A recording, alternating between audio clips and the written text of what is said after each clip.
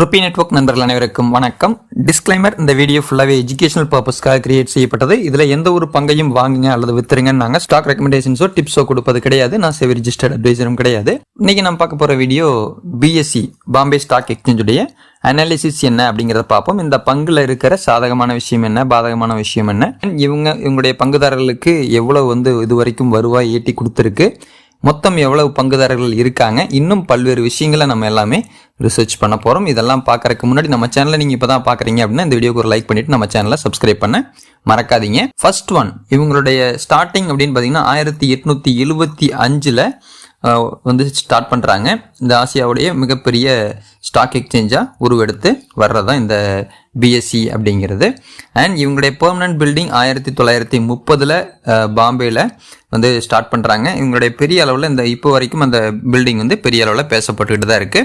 1995 online trading இதை அவங்க introduce பண்ணுறாங்க. அண்ட் இதன் மூலமாக மக்கள்கிட்ட இன்னுமே அதிக அளவில் தெரிய வருது இந்த பாம்பே ஸ்டாக் எக்ஸ்சேஞ்சை பற்றி.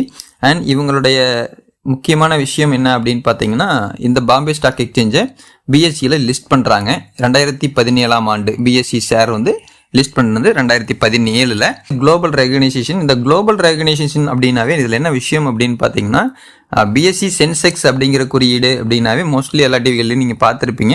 ஸோ இது அந்த அளவுக்கு இந்த பிஎஸ்சியுடைய தாக்கம்ங்கிறது மார்க்கெட்டில் இருக்கும். ஓகேங்களா? ஸோ கிட்டத்தட்ட 5000க்கும் மேற்பட்ட லிஸ்டட் கம்பெனிஸ் இவங்ககிட்ட இருக்காங்க. ஸோ இதுதான் சிம்பிளான விஷயம். அண்ட் இவங்களுடைய வருவாய் எந்த அளவுக்கு இருக்குது, எதன் மூலமாக வருவாய் வருது அப்படின்னு பார்க்கும்போது மெயின் என்ன அப்படின்னு பார்த்தீங்கன்னா டிரான்சாக்ஷன் ஃபீஸு, அதாவது ஈக்விட்டி, டெரிவேட்டிவ்ஸு, கரன்சி, டெப்ட் மார்க்கெட் ட்ரேடிங்கில் வர்ற டிரான்சாக்ஷன் ஃபீஸ் இவங்களுடைய முக்கியமான ஒரு வருவாயாக இருக்குது. அடுத்தது listing fees. Market data services provide பண்ணுறாங்க. இவங்களுடைய ரெவன்யூ இதுலேயும் கொஞ்சம் பெர்சன்டேஜ் கிடைக்குது. இண்டெக்ஸ் லைசன்சிங் மூலமாகவும் வருவாய் இருக்குது. டெக்னாலஜி அண்ட் பிளாட்ஃபார்ம் சர்வீசஸ், நிறைய சர்வீசஸ் அப்படிங்கிற பார்க்கும்போது ஒன் பை ஒன்னாக அவங்க ரெவன்யூ அதிக அளவில் கொண்டு வர்றது தான் பார்ப்பாங்க. அதர் ஃபினான்ஷியல் சர்வீசஸ் அப்படின்னு பார்க்கும்போது IPO platforms, SME listings, mutual fund distribution, so இந்த மாதிரி எக்கச்சக்கமான சர்வீசஸ் மூலமாக இவங்களுக்கு வருவாய் வந்துகிட்டு இருக்கு. சிம்பிளான விஷயம் மட்டும் பார்ப்போம், ரொம்ப பேசி போர் அடிக்க வேணாம். இவங்களுடைய மார்க்கெட் கேபிட்டல் 1,47,000 கோடி ரூபாய். இவங்களுடைய கரண்ட் மார்க்கெட் பிரைஸ், ஒரு பங்கினுடைய விலை 3,632 ரூபாய்க்கு ட்ரேட் ஆகிட்டு இருக்கு. இவங்களுடைய ஹை அப்படின்னு பார்த்தீங்கன்னா 4,447, லோ 2,022 ரூபாய்க்கு போயிருந்திருக்கு.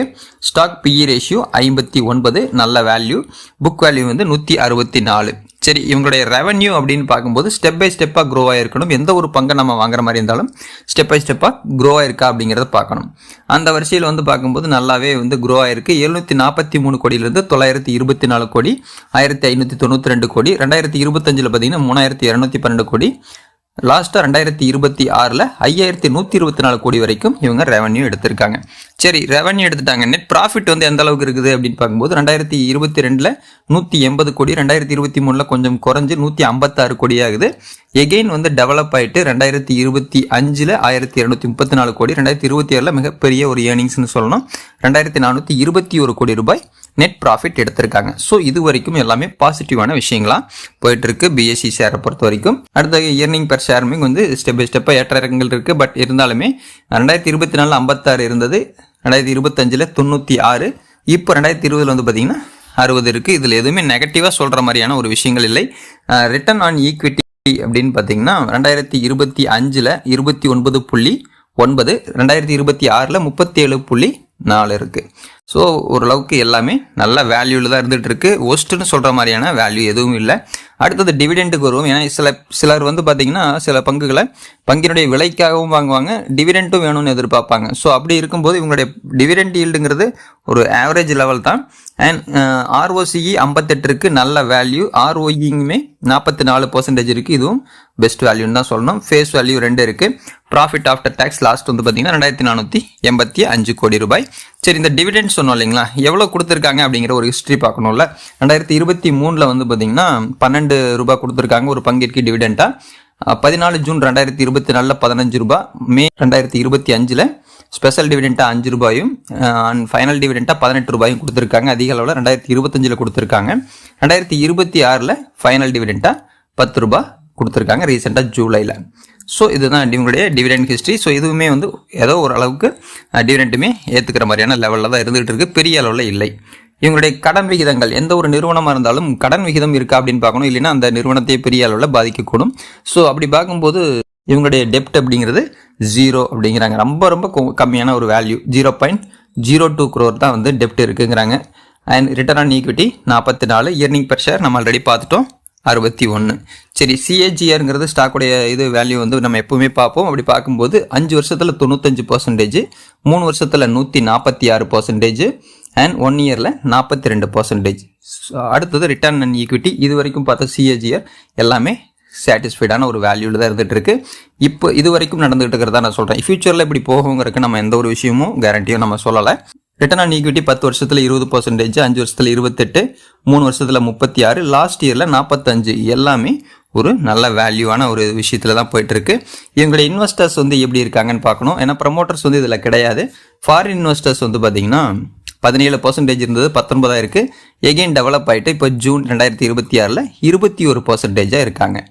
டிஐஎஸ்மே வந்து 2026 மார்ச்ல இருந்த விட இப்போ கொஞ்சம் குறைஞ்சிருக்கு, 24.15 இருந்துட்டு இருக்கு. கவர்மெண்ட்டுக்கிட்டையுமே 0.09% இருக்கு. பப்ளிக் கிட்ட இருக்கிற வேல்யூ அப்படின்னு பார்த்தீங்கன்னா 54% 2026. ஆனால் டிசம்பர் 2025 வந்து பார்த்தீங்கன்னா 58% இருந்தது, இப்போ குறைஞ்சிருக்கு பப்ளிக் கிட்ட. சரி, மொத்த பங்குதாரர்களின் எண்ணிக்கை என்ன அப்படிங்கிறது அதுக்கு ஒரு எதிர்பார்க்குற விஷயம். அப்படி பார்க்கும்போது 2025 டிசம்பரில் 10,58,144 பங்குதாரர்கள் வந்து இருந்தாங்க. இப்போத்த சுச்சுவேஷன் படி கிட்டத்தட்ட ஜூன் 2026 9,99,275 ஷேர் ஹோல்டர்ஸ் வந்து இருக்காங்க அப்படிங்கிற டேட்டா. இது டெய்லியும் மாறிக்கிட்டு இருக்கும். இது ஒரு அப்ராக்சிமேட் வேல்யூன்னு கூட வச்சுக்கோங்க. பட் இவ்வளோ ஷேர் ஹோல்டர்ஸ் வந்து இருக்காங்க. சரி, இந்த பங்கில் முதலீடு செஞ்சவங்களுக்கு எந்த அளவுக்கு வருவாய் இருக்குது அப்படிங்கிறத எல்லாரும் எதிர்பார்ப்பீங்க. அதை வந்து நம்ம பார்ப்போம். கடைசி 7 வருஷத்துக்கு முன்னாடி இன்வெஸ்ட் பண்ணியிருந்தாங்கன்னா 78%, 5 வருஷத்துக்கு முன்னாடி இன்வெஸ்ட் பண்ணியிருந்தாங்கன்னா 92%, 3 வருஷத்துக்கு முன்னாடி இன்வெஸ்ட் பண்ணியிருந்தா கூட 145%, 2 வருஷத்துக்கு முன்னாடி 122, 1 வருஷத்துக்கு பண்ணியிருந்தா கூட 42%. நல்ல ரிட்டர்ன்ஸ் தான் சொல்லணும். பட் இதே மாதிரி கண்டினியூ ஆகுமா அப்படிங்கிறதுக்கெல்லாம் எந்த ஒரு கேரண்டியும் கிடையாது. பட் இருக்கிற சுச்சுவேஷன் இது வரைக்கும் நல்லா இருக்கான்னா நல்லா இருக்கு. அடுத்து எந்த ஒரு நிறுவனமாக இருந்தாலுமே காம்படிட்டர்ஸ் ஒன்று இருப்பாங்க. ஸோ அது யார் அப்படின்னு பார்த்தீங்கன்னா, இப்போதைக்கு இருக்கிறது பிஎஸ்சிக்கு MCX இருக்காங்க, அடுத்தது IEX இருக்காங்க. ஸோ இவங்க முதல் இருக்காங்க. அண்ட் அடுத்ததாக NSEயில் வந்து வர்றதுக்கான வாய்ப்புகள் இருக்குது. ஸோ இவங்க தான் காம்படிட்டர்ஸ். இதில் மிகப்பெரிய காம்படிட்டர்ஸ்ன அளவுக்கு மற்ற பிராண்ட்ஸுக்கு மற்ற செக்டாரில் இருக்கிற மாதிரிலாம் இதில் காம்படிட்டர்ஸ் கிடையாது. ஆனாலுமே இதில் கொஞ்சம் ரிஸ்க்கும் இருக்குது. ஓகேங்களா? ஸோ ரிஸ்க் இல்லாமல் எந்த ஒரு பங்குமே கிடையாது. அண்ட் இதனுடைய ரிட்டர்ன் அண்ட் ஈக்விட்டி பொறுத்த வரைக்கும் 44, இதே MCX உடையது பார்த்தீங்கன்னா 56 இருக்குது.